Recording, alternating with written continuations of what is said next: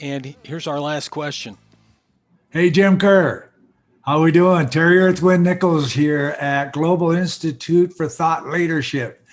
Hey, my friend, I have a question for you today that I'd like you to talk about at your book launching here. And I've noticed that so often you talk about decency, and I relate to that deeply because I'm often talking about being kind. If you can be anything, be kind.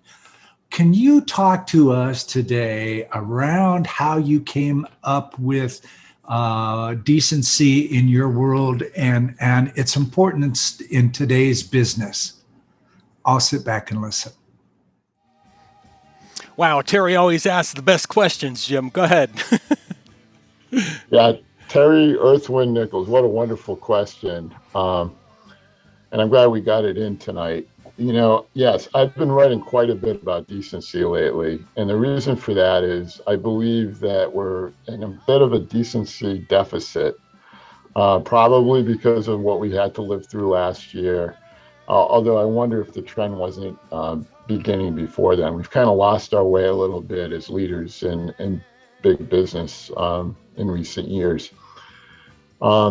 I want to share one story. I think we have enough time for it. And it comes from something I learned from Harry Kramer, who, former CEO, was one of the guys that endorsed Indispensable. He was asked a while back, how can you sleep at night when you've had to lay off so many people and do all kinds of cost-cutting measures and so on? And he thought about it for a moment, and he had a couple of really interesting responses to that question. He said, I ask myself two questions at night before I go to sleep. The first one is, did I do what I thought was right? And the second question was, did I do my best? And to me, that's sort of the decency quotient right in a nutshell. Did I do what I thought was right? And did I do my best?